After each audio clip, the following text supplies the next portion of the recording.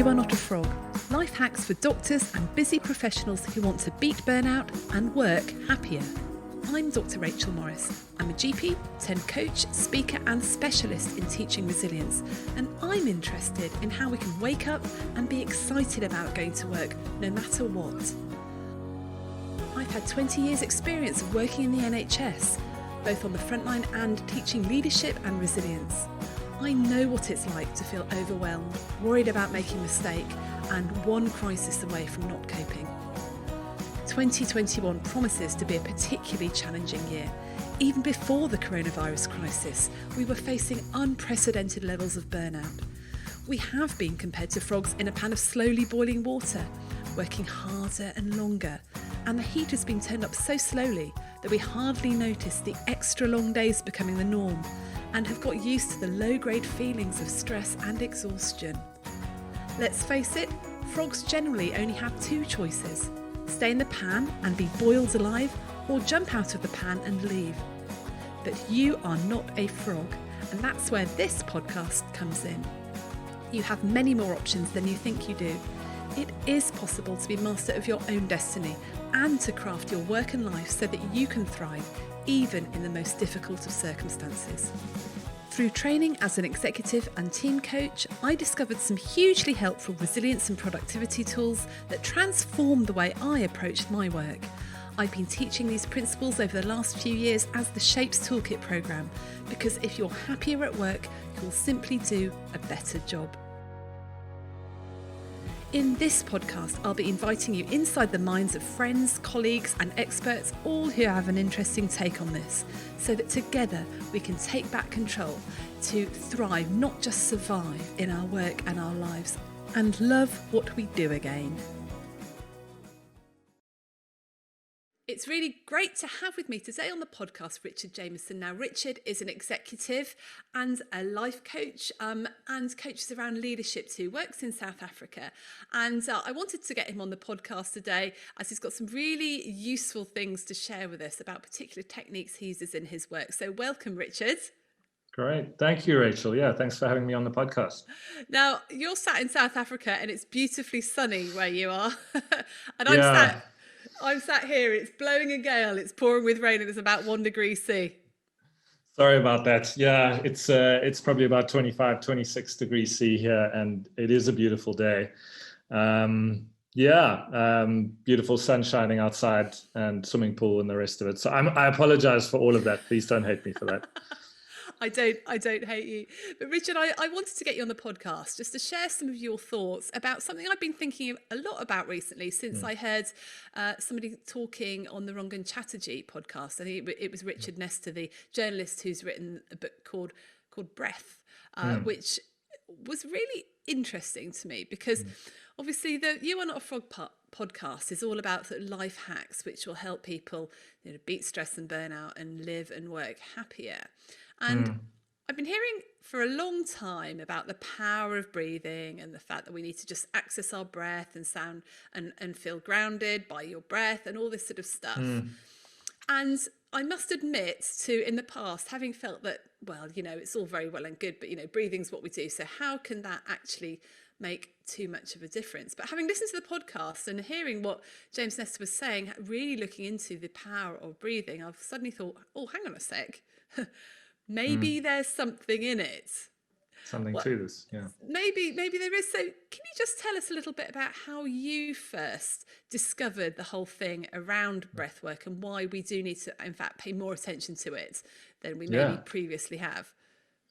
Absolutely. I mean, I think some of the context from my side, so having been working in the fields of leadership development and coaching for about 13 or 14 years now, and trying to find ways to help people cope with stress better, which I know is a big part of what you talk about on the podcast.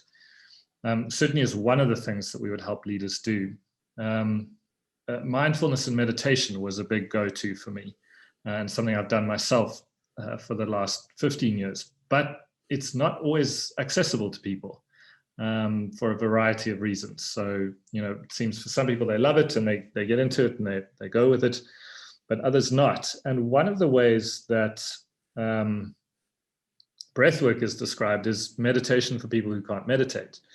So it's another way of non-invasively, non-chemically shifting the state of anxiety or the level of stress that's in our nervous system with any number of quite simple techniques.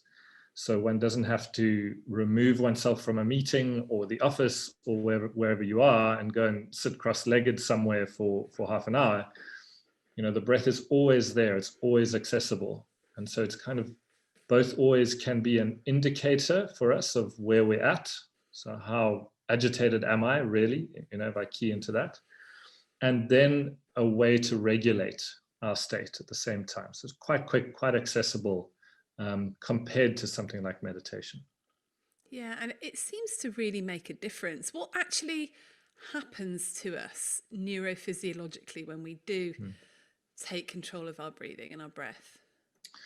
Yeah, so I mean, and you're the doctor, I'm the engineer, but I'm going to do my best on the neurophysiology of this. So breath is fascinating because it's under involuntary control most of the time, but then voluntary control pretty much, you know, at the slightest inkling that we want to control our breath, we can take it over. So it sits in this in-between space between the involuntary functions like our heart rate, and how we're digesting things and our blood pressure and all the rest of that.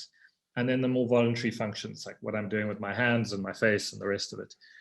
And so what we can do when we take control of our breath and start breathing differently is that we can shift the state of agitation in our nervous system. So the autonomic nervous system, which controls all of those automatic functions that we were talking about, has two branches to it. There's the parasympathetic and the sympathetic branches. And basically they're inversely correlated to one another. So to the degree that I'm sympathetically activated, I will be less parasympathetically activated. The sympathetic branch of the nervous system, so a physical branch of nerves running through the body, is what we would associate with a fight or flight response. So when something happens that triggers in me a sense of threat, you know, if I put my hand on a hot stove, or if I hear a cry for help, or if I see something that looks, you know, potentially dangerous, my sympathetic nervous system starts to activate more than the parasympathetic, and my body prepares for some kind of fight or flight response. So it releases adrenaline and cortisol in my body, and a variety of other things, sends more blood to the large muscle groups and away from the prefrontal cortex, and I'm basically ready to fight something or to run very fast. When we go the other way, so when we move into the parasympathetic nervous system, that's what we call the rest and digest, or some people call it the feed and breed system. So that's when we are in a more relaxed state. There's no pressing emergency outside of us, and our body can carry on with all of the functions that are so important to keep us healthy. So growing new cells, our immune system is more activated, you know, our food is digesting, all of these good things that keep our body in a good homeostasis. Now, the way that the human body was designed was to be in a balanced state most of the time between those two. And this wonderful machinery of the sympathetic nervous system and the fight or flight response was really meant to be there for these extreme situations that we'd meet every now and then. Unfortunately, in our modern world, what's happened is that sympathetic nervous system is activating a lot more often than is probably good for us in the long term. So emails popping in, work stresses, COVID, knowledge about what's happening on the other side of the world that may be stressful, the pace of life, you know, just some of the stresses and difficulties of life mean that's activating a lot.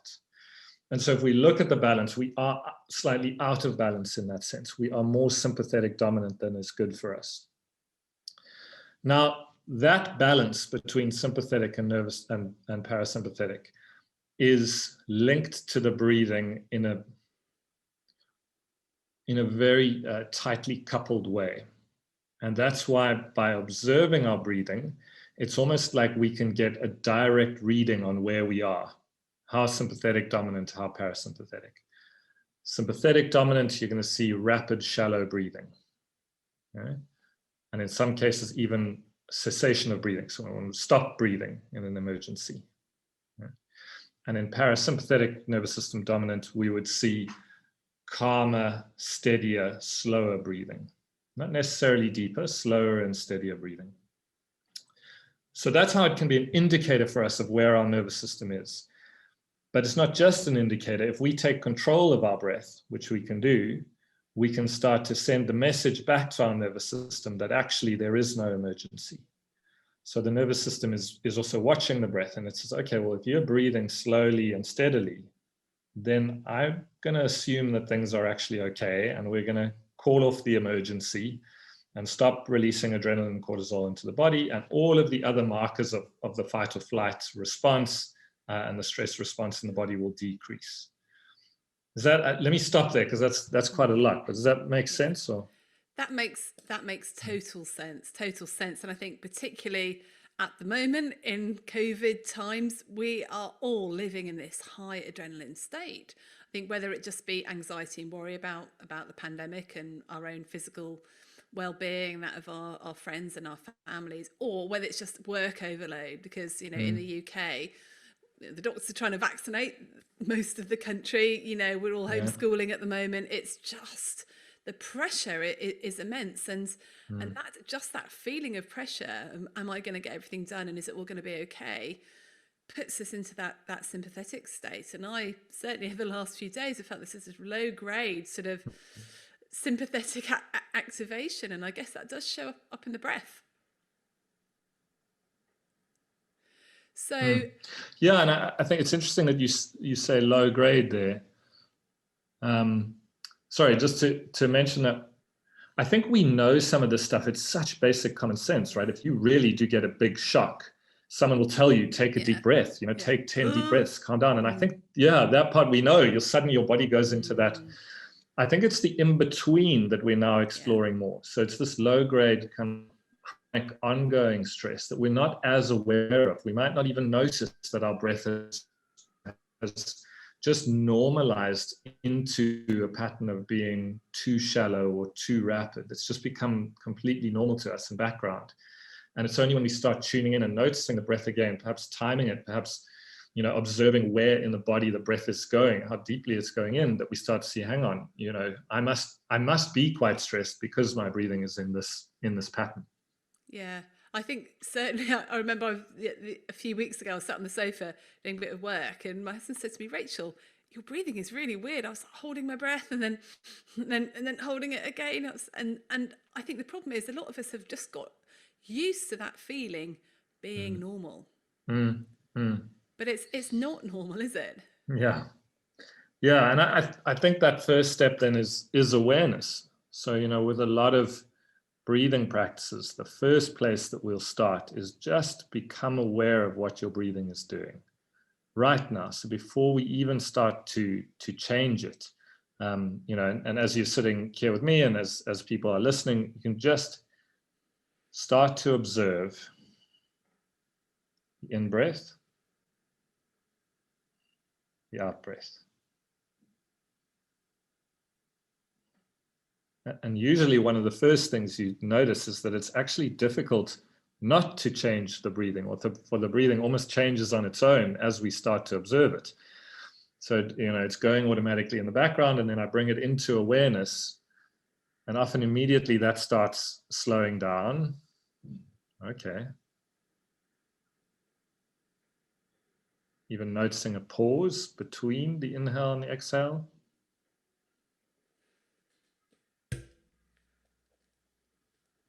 And then starting to notice not just the breath itself, but where the breath is going.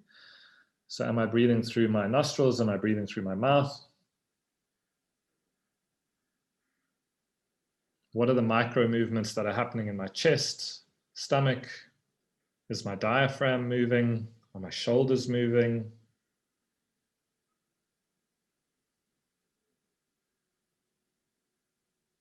And from there, one of my teachers has this lovely phrase about getting as curious about the breath as you would be about a new lover. So what are the minute details you can notice about the breath? So what is the temperature of the air coming in?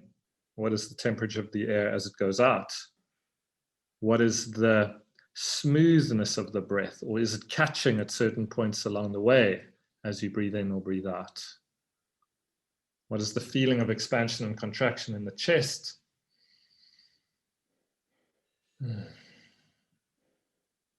And then always to kind of notice, what does it feel like after just a minute of observing the breath in this way? Do I feel calmer? Do I feel more agitated? Because short term, it might actually, for some people who have been in a shallow breathing pattern, might initially feel more stressful to become aware of the breath and for it to start to change. There's an initial sense of discomfort because it's so unfamiliar.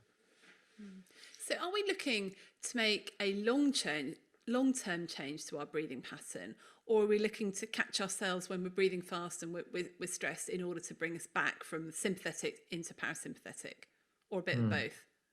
I think a bit of both. Yeah, I mean, as I said right at the start, the lovely thing about the breath is it's always there, right? It's always there. We're breathing all the time. So at any moment that you catch yourself through the day, that can be an opportunity to notice, oh, hang on. Okay, I've stopped breathing. I'm holding my breath. I'm breathing quite fast, whatever the case might be. And then to return to a different pattern of breathing. James Nestor in his book talks about at the end, out of all of the strange and wonderful experiments that he does, he comes back to this point of the ideal breath is about 5.5 seconds on the inhale, 5.5 seconds on the exhale, and not too deep, slow, steady breathing to bring in this kind of coherent breathing technique. So at any point, one can bring that in. And then at the same time, one can do, depending on the time you have and how you want to apply this, one can put aside 5, 10, 20 minutes a day to do a practice that brings your breathing back into a more balanced state, which then has knock-on effects through the rest of the day.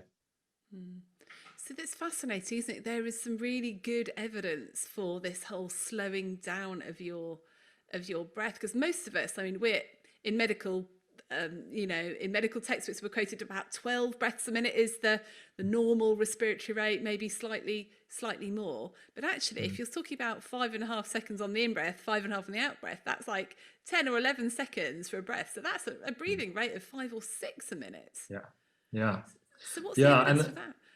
Well, I've been trying to do some of my own research on this, and it gets into areas of physiology that are a bit too complex for me. I want to understand the slowing down. At a high level, I know it has to do with balancing out the autonomic nervous system or regulating the autonomic nervous system.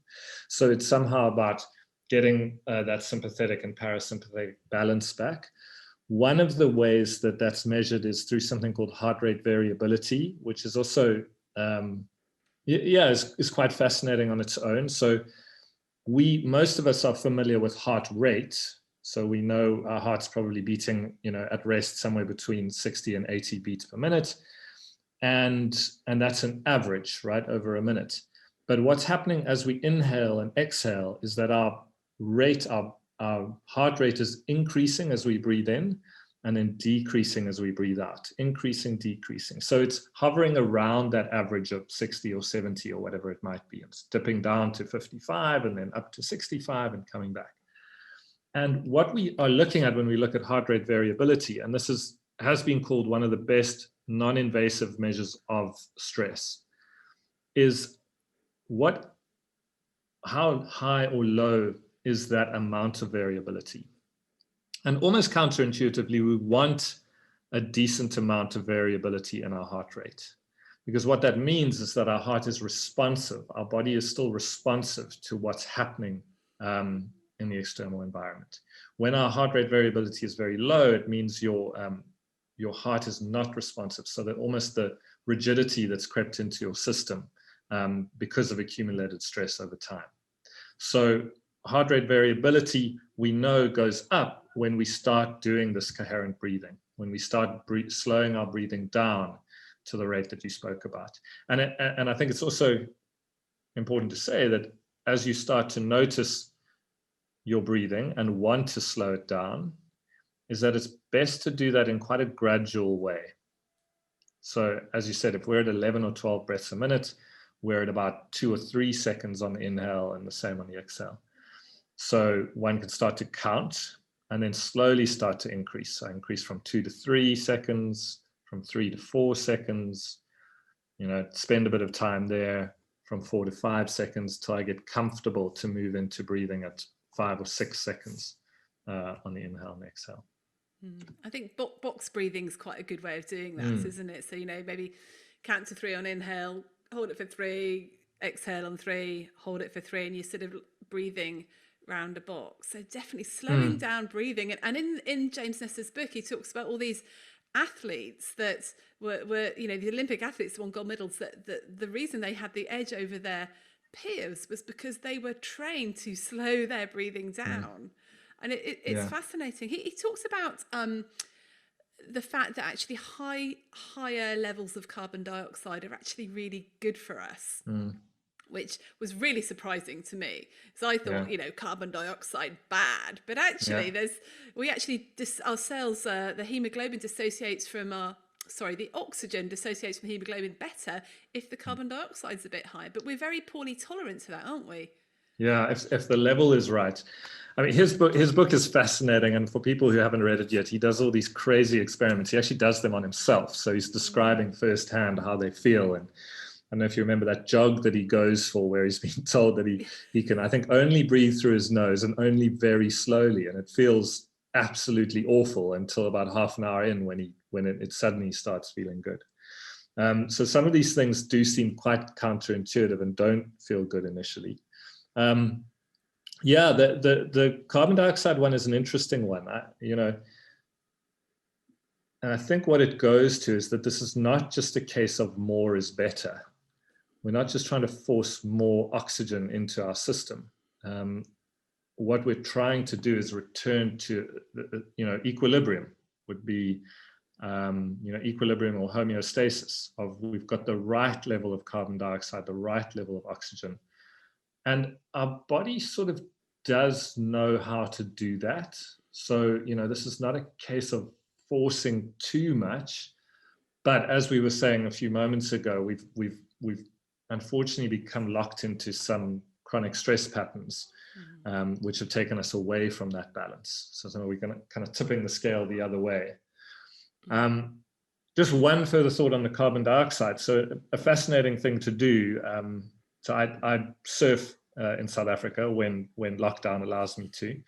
And so I went for a course on breath holding, but breath holding under duress. Like as you get knocked off a wave, been doing vigorous activity, now you have to hold your breath. And the difficulty in breath holding has got very little to do with oxygen deprivation and everything to do with CO2 levels in the blood. So our whole system is so keyed into that CO2 level. And as soon as it starts ticking up in the blood, all these signals go to the brain saying, breathe now, breathe now. And actually, that level is ticking up far faster than the oxygen deprivation. So we've got quite a lot of time still before any sort of oxygen deprivation kicks in, or blackout, or damage to the brain. But our CO2 level is ticking up, and that's sending the signal strongly that we should breathe. So part of what the breath holding training is can I tolerate that CO2 level uptick and all of the signals that come along with it just for a little bit longer. Because that's how free divers do it, isn't it? Yeah, and these guys can hold their breath for minutes, can't they? Yeah.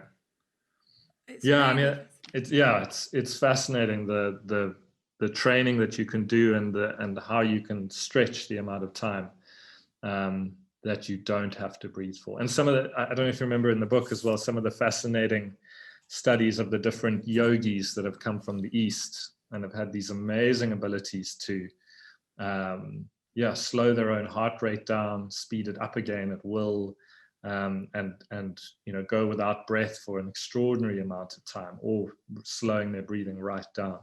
So it's possible to do all kinds of fascinating things. Yeah.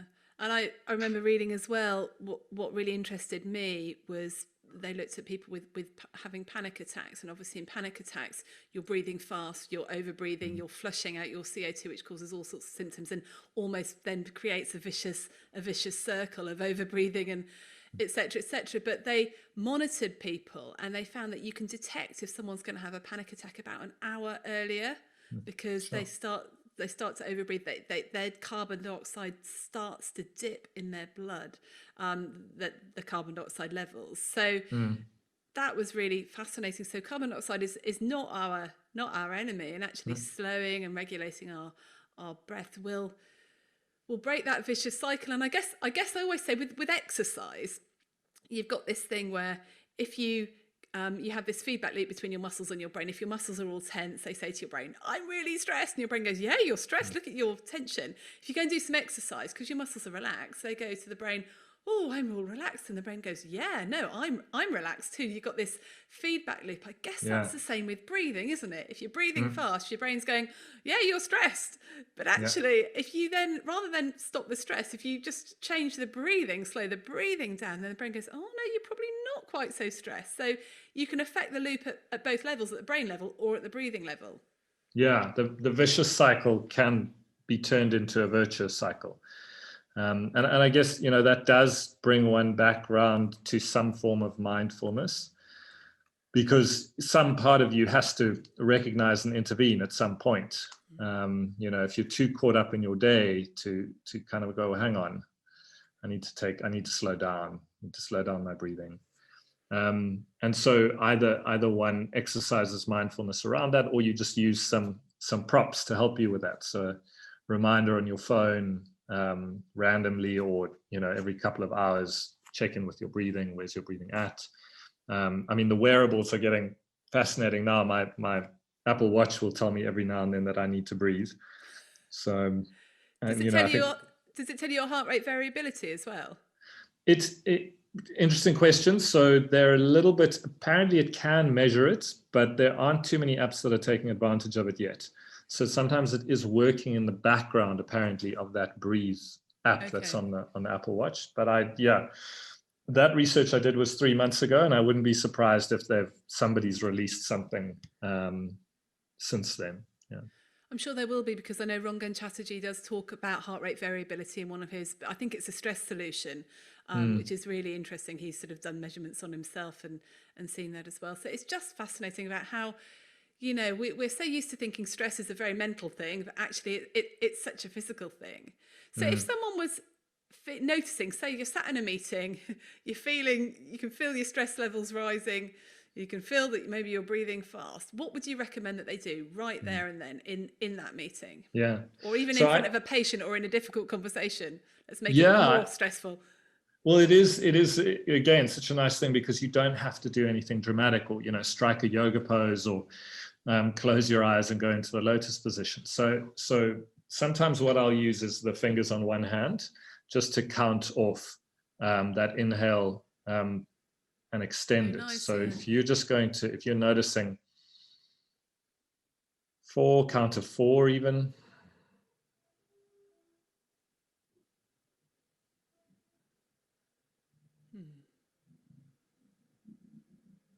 And then extending that. I must just say, this is definitely an exercise for those of you watching on video as opposed to audio. Yeah, we're showing our fingers at each other.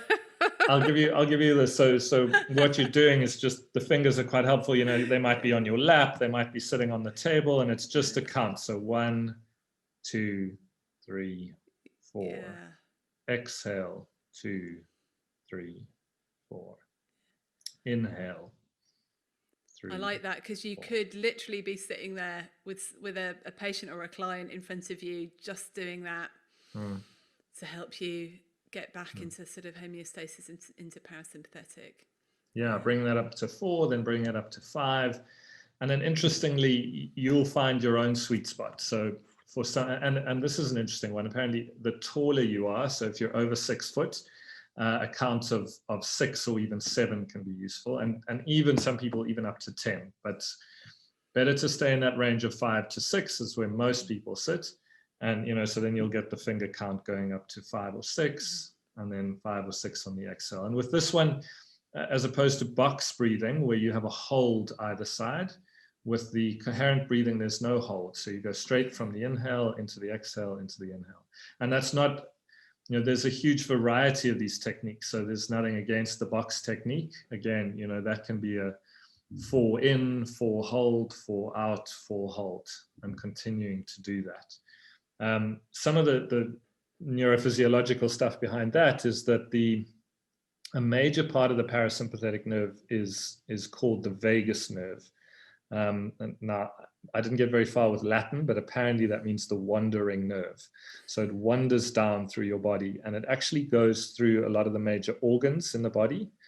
And it's both sending signals back to the brain and taking signals from the brain or from the central nervous system. And what part of what it does as it wanders down is it goes through the lungs. And so when we are breathing in and out, the alveoli, the small sacs in the lung, are expanding and contracting. And that expansion and contraction is sending signals directly from that vagus nerve back to the brain to tell you, yes, you're okay, you're not too stressed, or no, you're quite stressed. So the length of the inhale, the length of the hold, the length of the exhale are all sending slightly different signals back and causing slightly different activations of the sympathetic and parasympathetic nervous system. So that's a lot of complicated stuff. The simple thing to remember is to calm yourself down, longer exhale. So when you're feeling agitated, longer exhale than inhale. And if you want to activate, longer inhale than exhale. So yeah, if you want to get yourself well energized, ready to go, big inhale, less of an exhale. That's interesting. Yeah. I mean, there's a lot of interest in the vagal nerve, isn't there? And I know there's lots of companies working out how to stimulate the vagal nerve to cure things. But actually, like you said, we can, and I heard another great podcast, and I can't remember the name of the chap on the podcast. It will come back to me in a second. He's really famous American neuroscience guru bloke. It will come back to me in a minute. But he was saying, you know, actually, all these drug companies looking for vagal nerve, ways of stimulating the vagal nerve and accessing it. And actually, like the ancient yogis can do it through breathing. Yeah, breathing. And then, you know, Wim Hof comes into it because cold water as well, apparently on the back of your neck and your upper back. So turning the shower to freezing cold in the morning and then back to hot as a way to also stimulate that nerve. Yeah, Deepak Chopra, that's who I'm thinking of. Okay. Yeah, another good episode with Rangan on the Rangan Chatterjee podcast, Feel Better, Live More. So I'd recommend that. So we talked about quite a lot of stuff about the breath, about how we can use it to break that cycle of stress or even recognise when we are stressed. How else do you use sort of breath work in your coaching? So I know you've gone a little bit further with this and have done some sort of holotropic breathwork type stuff. Tell us about that. Yeah, so I mean that was a fascinating part of this journey for me. So there is a psychiatrist by the name of Stanislav Grof, originally out of Czechoslovakia and then studied in the US and has lived in the US for many years now.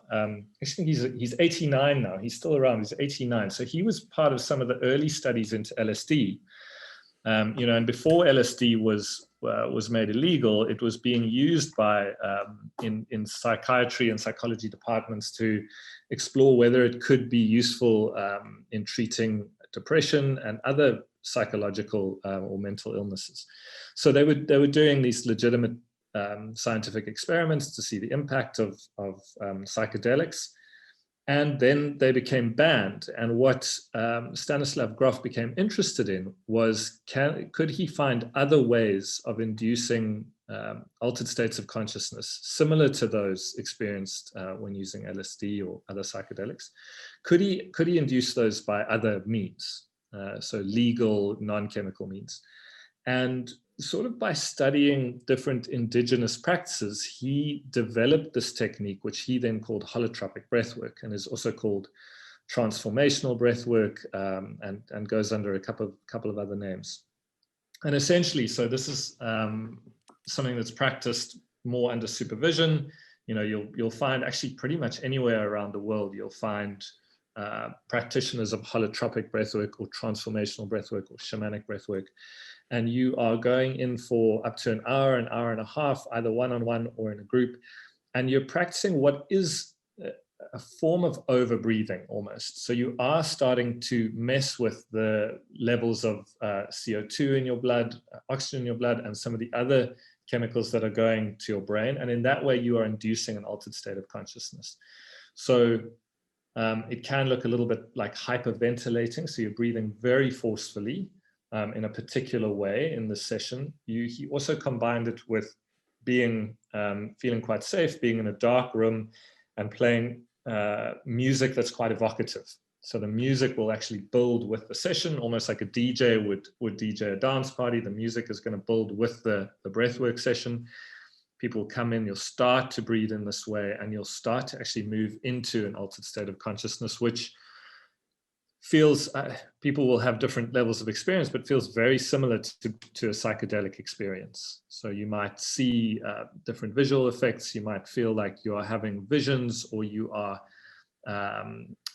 experiencing very strong emotional catharsis. So you might be crying the one moment and laughing the next moment. So I imagine this is going to sound really appealing to some people and like completely not to others. I think what I've found is that, you know, we can only achieve so much working on levels of behavior and conscious thought. So, you know, I can shift my habits by being quite intentional. I can shift some of my beliefs just by reframing things or getting new information or talking things through. But, you know, by far the largest driver of many of our behaviors and our level of happiness in the world, if you like, are coming from a subconscious level. And so this is a practice, along with many others, that is a way of almost accessing, releasing some of what might, you know, stored up emotion that might be trapped, and stripping away some of the layers of confusion to see where, you know, healing might be possible, might be needed, or a shift in direction might be needed in life. So certainly that's been my experience. It's a healing process, a cathartic process, and then can be a source of quite deep insight. I hope that all made sense. It's a difficult thing to describe without experiencing it. Yeah, it sounds well way out there, presumably not to be done without supervision. Yeah, so and there are different ways. So often there'll be one trained facilitator. So there's quite, you know, there's this breathwork globally is becoming quite organized. So there's now, you know, a global body which recognizes certain instructors, which then do certain courses, and only people with a certain level of accreditation should be facilitating these sessions. The original holotropic breathwork sessions were actually always done with each person having a minder next to them during the process. And that is similar to other processes. You know, when one starts going below the level of conscious thought, you might unearth traumas that even you weren't aware of, which you might start to re-experience. And then you really do need a safe, capable, well-trained pair of hands who are there to help you through that. Now, that may be a very good thing. You may have needed to release that trauma, but if you don't have the right support around you as that's happening, it could re-traumatize and make things worse again. So for anybody listening, the thing to do is to Google any of those terms I mentioned earlier and find somebody near you who's actually running these sessions. Yeah. And so did you find it's helped you in your life doing this sort of thing? Yeah, absolutely. I mean, I still do it on a regular basis. So it's a sort of a psychological detox every few weeks or every month or so, just to, I mean, life is busy. I know you also have a small child. I have a small child. You know, there's work, there's life, getting on with things, and even at the best of times, we don't have the luxury of processing what's happening to us fully in the moment all the time. We're often having to rush on to the next thing. So things like this, I think, are a very useful way to release some stored up emotions or suppressed feelings and kind of clear the cache a little bit, so to speak. Yeah, it's a bit like pressing the reset button on your psyche. Wow. Well, it sounds very interesting. I'm not sure I'd be brave enough to try that, actually, Richard. I have started to suggest it to some of my clients, and I find it such a fascinating space at the moment. You know, there 10 years ago, when I was doing the same work, a lot of these things were just way too left field for those certainly in the corporate world or business leadership world. But the guys that I work with now, you know, running businesses aged 35 to 45 or older, they're generally just fascinated by whatever they can explore that's going to give them a different perspective, you know, on themselves, on life, on their business. Obviously with, you know, within reason and, you know, safety always being taken into account, and checking out the person that you're going to, that's going to lead you through this process, and finding out others who've done the same thing. But generally the openness is, makes it really fun to work in this space.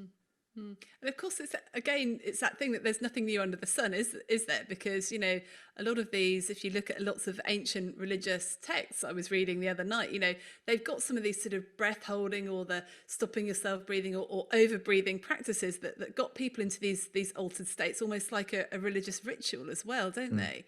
Yeah, yeah, absolutely. I mean, shamanic breathwork is one of the it's perhaps just not necessarily just a different name for the same thing, but it's pretty close. So the shamans out of South American kind of wisdom traditions have definitely got a lot of these practices that they've been doing for hundreds of years. Yeah. Gosh, it's just, for me, it just illustrates how something that we've taken for granted, a very simple physiological act, actually can have so many different applications and can be so transformational. And that's really without putting any drugs into your body, without, you know, altering too much stuff. But even this thing that you can do in a meeting, you know, counting to 4 or 5 on your fingers can make a huge difference. So we're going to have to finish because we're running out of time, Richard. But if you could give, you know, busy professionals who are in high stress jobs, you know, working on the front line through the COVID pandemic, if you could give them 3 sort of top tips about how to use their breathing to sort of de-stress and keep calm, what would they be? Yeah, I think sometimes the acronym we use is ART, so awareness, regulation, transformation. And just starting with awareness is tip number 1. As you know, as we did that little practice at the start today, and one can do it again wherever you're sitting now. Just become aware of your breath. And that's not, that language may seem esoteric. It's literally just pay attention to and notice what is happening with your breath. If you want, you can narrate it or commentate inside your own head. Okay, now I'm breathing in. Now I'm pausing. Now I'm breathing out.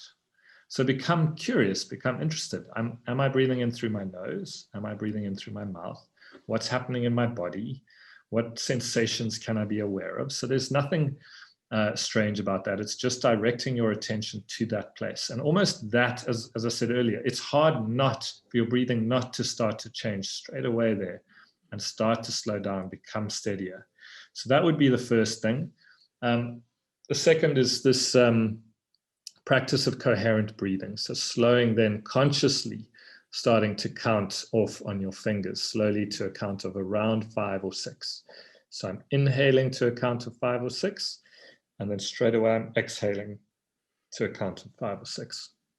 I mean, as you say, that's so beautiful. You don't need an app for this. You don't need chemicals. You don't need a special place to do it. So those, I would probably stop there, become aware, and then use a technique like that to regulate. And if there is a third tip, it would be to start to explore from there. So there are many of these different patterns that you can follow, box breathing techniques, a 4-7-8 technique.